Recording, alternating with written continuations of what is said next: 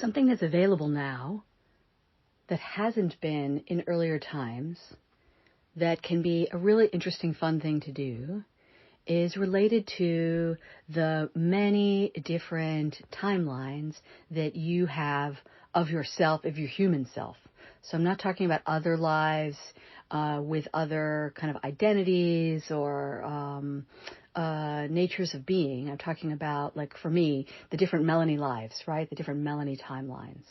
And so with the kind of the new energies that are available related to the founder codes spreading around the planet and into all the beings and supporting the integration into the biology of the original self, which is that earliest, first energetic resonance template being of you before any other experiences occurred.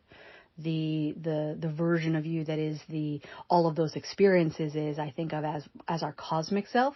You might think of it as your higher self or your soul. So the original self is this sort of the first primordial, first beingness of you before being sort of both having the benefit of experience, but also kind of quote unquote tainted by experience, if you will. That self is now, there are ways to bring that into your human biology, and that is actually one of the next steps in the human Evo leap after kind of that human photosynthesis, human bioluminescence phases get started. And everybody's on their own path, on their own timeline, on their own trajectory, which is completely beautiful and perfect. So wherever you're at in it, as always, take whatever is useful and leave the rest without judgment. So one of the fun things that you might be opening to right now, that might actually not be presenting itself in your experience as fun at all, but it can become fun, just hang on a minute, is that you may be having kind of suddenly recurrence of old patterns of say dreams or even nightmares, or maybe just more simply thought patterns during the day, but particularly I'm hearing this often as kind of recurrence of dreams or nightmare patterns or themes that are from earlier in this life that maybe you haven't had super recently, or maybe you have, but that they're kind of coming back up again suddenly, and maybe coming in as kind of thought forms when you're awake as well, potentially, or just kind of in those early morning hours, like as if it was you just woke up from a dream, but you didn't actually really have that dream that you used to have. Now, maybe you have a recurring dream that's always the same, but you may also just have sort of like a theme that you dream iterations on frequently. And by frequently, I don't necessarily mean it has to be every night or even every week or even every month, but just that it's kind of come and gone periodically throughout this life. So just that it's not like a one-off, right? Or even just like a two-off. So it's just, something that's like, oh, that one again, right? That energy, that resonance, that thought, that experience, that type of the feeling of the experience that you have in the dreams is that common theme, is that common thread. So that's inviting the opportunity for other timelines to collapse and for you to go into just sort of step back in your mind and open up just briefly kind of have the sense of you're expanding out your capacity to kind of be aware of. You might see them, you might feel them, you might sense them, but sort of like the big giant sort of deck of cards or the accordion opening of all these different timelines that are alternative versions of your experience as your human self. And these are lower timelines. So they're not as good as the one that you're in. Even if there are things about the one that you're in that you want to change, like these are ones that are lower.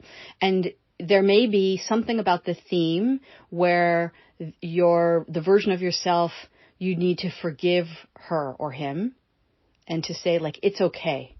With this sense of failure or this sense of I can't complete or this sense of, just whatever the cycle is that comes up in that process, that there may be a need to forgive her or him, but also that there may even not be. And it may really be about the human you in your higher than their timeline saying to all of them, kind of kaleidoscopically right there available to you, hey, there's actually nothing to forgive. You keep waiting for forgiveness from someone above you or within, but there's actually nothing to forgive. You've done the best that you can, and it's time to let it go. It's time to let it go. It's time to let it go. You don't have to keep pushing that rock up the hill and then getting squashed by it as it falls back down on you, whatever that looks like. You can hop out of that timeline and hop into this one with me. Come in here and be with me. Leave all the gunk and the muck and the darkness. Leave it all behind. Just shed it. Just shake it off. Whoop. It's all gone. And just bring the light and the good and the truth and the love and the beautifulness of you, of your heart, even though it's been kind of hidden deep down in those other timelines. Bring it here. Join it in, merge it in with me now. And let's do this. And we'll collapse all of those timelines all at once. And all of you come join me now, here. And you may feel them kind of like, whoa, we can do, and they suddenly see, like they might even have a vision of like they see a little sort of like, I don't know, like a little trampoline or a little kind of step up that they can just kind of leap up into being with you. Maybe they leap into your arms. Maybe there's a big joyous reunion, but they're all coming all at once. There may be many of them, which is totally fine. And they all just kind of merge into one within you and then merge into you. And then the individual pieces of those other experiences, they merge in, right? And all they're bringing in is any of the good stuff from that experience. And they're leaving behind everything else. And then those timelines close. They end. They're done. So there's no going back to them. And part of this process is that you're shutting the door on them.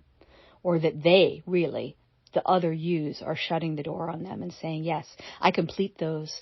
I say that I'm done with that. I come here to this one now. This can have a very powerful, beautiful feeling. You may feel it as you're hearing me talk about it. It doesn't have to be a big, long process to do this. You may be doing it as you're listening to me talking about it. It can be that kind of straightforward. Also, you can create a little space to kind of go into quiet stillness and do this, in a quiet position.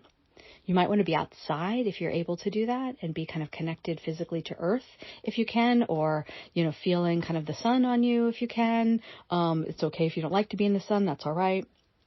Where you can kind of see the sky. If you're not in a good place to be outside, maybe if you can look out a window, or if you can be in any kind of sort of sacred place that you create for yourself.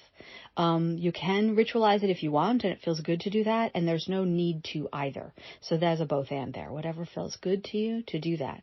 And then just kind of like hug yourself, right? That you brought all these in.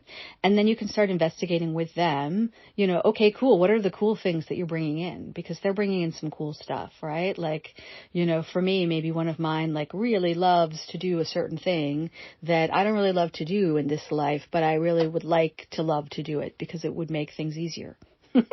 Right?